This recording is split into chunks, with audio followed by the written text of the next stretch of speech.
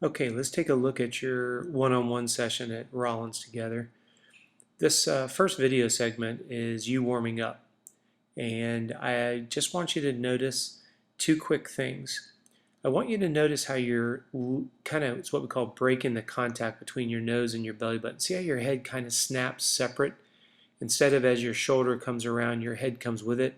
It's almost like just as you go to do your stroke, you kind of pop your head up. We want to work on breaking that habit. Now, as you go away from me here, the one thing I want you to notice is we don't see your hips at all. We can see your shoulders, we can see your head placement, but we don't see your bum coming up to the surface at all. And the thing I want you to focus on is press your chest down in the water. Remember what we said, swim downhill, which will bring your hips up automatically. Now, this is where I ask you to start doing some fast 50s. I want you to notice how there's a lot more turbulence in the water. There's a lot more splashing. There's a generation of bubbles in your upper body. You'll see your feet as you come back. You'll see them kind of flaring out. Just another example that you're using your legs for propulsion instead of using it for balance. And that catches a lot of people off guard. There's always a kind of a timing game between your right hand and your left foot and your left foot and your right hand. But it's that coil that we're trying to create. And I want you to see how much noise and how much water and splashing you're creating. Look at all those bubbles behind you. Now the thing I love is notice when you push off the wall, look how those feet stay directly behind your hips.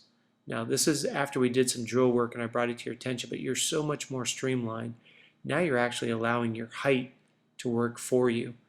Like we talked about, the taller you are in the water, the more the hydrodynamics work with you. That's our number one focus, to get tall in the water. Number two is get horizontal in the water, and then number three is to rotate. So as you come back here, I want you to notice how the right arm, because you breathe on that right side, look how nice and high that elbow is. And then on the left side, it just kind of sweeps around. Notice where your hand placement is. On your right side here, it's back by your thigh. Your left hand kind of comes out underneath your belly. So I want you to really focus on thumb to thigh on that right side. As you push off, see how we lost that glide component? Now we talked about it afterwards, so you won't do it anymore, but you can see as soon as you left the wall, you wanted to rush right into the stroke. And I want you to build that neuromuscular sense of when you push off the wall, getting that glide component before you jump right into your first stroke. Okay? Now you're on your last 25 of 100. You're noticing that there's progressively a little more splashing. And this is where I want you, when you get this sensation when you're training by yourself, is ask yourself, am I leveraging as much water as possible, or am I kind of plowing through it? Okay. Notice how your right hand is starting to cross your center line. This happens as you get more and more fatigued. And as you rotate back onto your belly, what's happening is you're letting that right arm crisscross your forehead. A 143 is still very, very good, considering I didn't ask you to go very, very hard. All right. Now here I'd ask you to swim back towards me at a fast 25. You pushed off the wall. You got a good, nice start and a good balance. But I like how you're now starting to reach into the water and extend. There's still a lot of crisscrossing, which is not a derogatory comment. It just shows you where you have an opportunity to even increase your efficiency even more so and make your swimming that much easier.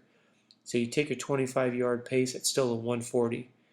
Now what I did here is I went ahead and I slowed everything down so that you can see it in motion. Nice high elbow. Then you get a decent elbow here. But notice the difference on the right side. Big, big high elbow, beautiful arm recovery with your wrist. Watch your wrist here. You sweep it around. Want you to look at it again. Your elbow comes up, hands at your hips. Now watch your left arm. All of a sudden now you sweep around instead of lifting a high elbow. Remember what our goal is here. It's reach, get a nice high elbow, catch some fresh water, thumb to thigh. Watch your right arm as you reach out. Watch how it sways way outside your body. See how it's way out to the right? Remember what we want is we want that question mark. So you enter here. You should immediately start coming back underneath your chest versus letting that arm slide way out to the right. It's going to hurt your shoulders long term, but it's also going to slow you down. So what I want you to be thinking about is try to tighten yourself up from head to toe so you're more streamlined. Try to refrain from letting that arm in front of you crisscross your head, and try to keep your nose and your belly button rotating in one consistent pattern together.